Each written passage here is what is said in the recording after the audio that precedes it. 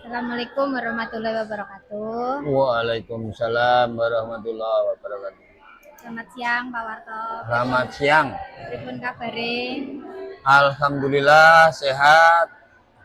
Terima kasih sudah meluangkan waktunya untuk diwawancara terkait tugas arsip sejarah lisan. Pak, di sini saya mau sedikit bertanya Ya, terkait sejarah atau cerita tentang perpindahan status dari Undip Satker ke Undip BLU dan Undip PTNBH. Gitu nggih?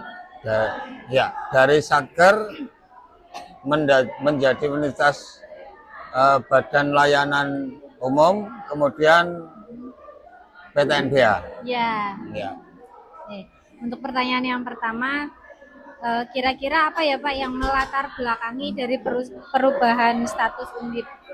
perubahan Status Undip. perubahan status Undip itu latar belakangi yang pertama adalah pengelolaan keuangan yang keuangan pemerintah. Satker itu lebih mengarah ke pengelolaan keuangan negara yang murni dari negara. Kemudian yang kedua menjadi BLU itu akan lebih leluasa, dan karena merupakan badan layanan umum itu penggunaan dan realisasi keuangannya lebih leluasa, namun tidak terlepas dari pertanggungjawaban keuangan negara. Kemudian ketika berubah menjadi menuju perguruan tinggi berbadan hukum, ini akan lebih leluasa lagi karena otonomi terkait dengan tidak hanya keuangan saja, tapi otonomi itu juga terhadap manajemen. Artinya manajemen ini adalah termasuk pembukaan dan penutupan program studi. Ya. Kemudian terkait dengan keuangan, Universitas Diponegoro sejak menjadi PTNBH itu bisa melaksanakan atau mengadakan unit-unit bisnis yang profit. Ya, berarti bedanya kalau di Satker itu kan pengelolaannya murni Keuangan dari negara. keuangan negara. Kecuali ada dana-dana dari masyarakat. Dana masyarakat ini adalah terutama terkait dengan biaya-biaya perkuliahan mahasiswa, ini dinamakan dana masyarakat.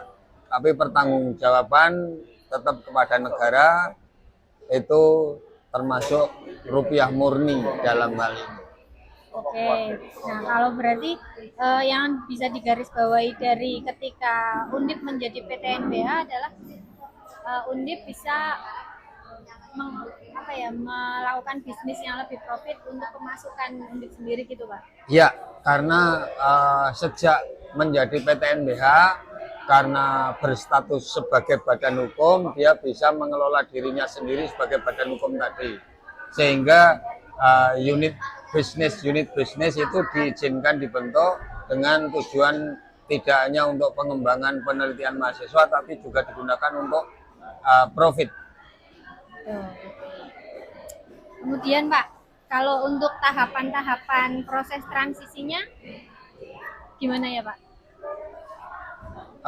Proses transisi tentunya harus ada jeda, artinya apa? Ada cut off dari Satker berubah menjadi BLU, itu pasti harus ada cut off. Nah, ini perlu penyesuaian. Mungkin untuk yang ini tidak begitu detail saya bisa ngomong. Ini perlu melakukan penyesuaian pengelolaan manajemen keuangan. Karena dengan pengelolaan keuangan semasa Satker itu sangat berbeda, atau ada perkembangan pengelolaan yang lebih leluasa ketika menjadi menjadi BLU. Kemudian ketika berubah menuju PTNBH itu juga terjadi cut off karena harus dihitung aset yang tadinya adalah aset tersebut adalah milik negara, dalam hal ini adalah kementerian terkait dengan dunia pendidikan tinggi, itu harus dihitung sehingga menjadi aset Universitas Diponegoro. Jadi ada perpindahan aset dari kementerian menuju Universitas Diponegoro. Itu terkait dengan aset. Kemudian terkait dengan pengelolaan keuangannya juga sangat ada perubahan, terutama terkait dengan pertanggungjawaban terhadap negara juga terhadap masyarakat. Oke. Kalau dari perpindahan status Undip itu, kira-kira Pak, apa sih Pak tantangan terbesar yang dihadapi selama perubahan status? Tantangan terbesar adalah kalau menurut saya ini terkait dengan persaingan antar perguruan tinggi. Tantangan terbesarnya adalah bagaimana mengumpulkan dana sebesar-besarnya untuk meningkatkan kualitas sebagai perguruan tinggi yang akan menuju perguruan tinggi kelas dunia. Itu butuh biaya yang tidak kecil. Iya, iya. Jadi dari tahapan-tahapan itu yang dari Satker kemudian berubah menjadi BLU, terus sekarang jadi PTNBH. berarti kan kita punya goals ke depannya biar menjadi universitas kelas dunia itu ya Pak ya? Betul, itu tantangan terbesarnya di situ.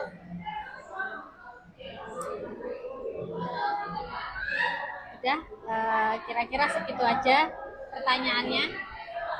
Nggih, terima kasih sudah percaya sama saya. Kalau ada yang tidak relevan dengan narasumber yang lain, itu perlu diperhitungkan dengan dasar bukti yang ada. Misalnya kayak perpindahan dari BLU ke PTNBH. Itu kalau ada informasi atau narasumber yang kebetulan menyampaikan hal yang berbeda, perlu dilihat dari dokumen aslinya. Ya. Oke, jadi Pak Warto ini adalah kepala kantor kearsipan dari tahun 2019 sampai 2023. Ya. Mungkin Mbak itu aja. Terima kasih banyak. Assalamualaikum warahmatullahi wabarakatuh. Waalaikumsalam warahmatullahi wabarakatuh.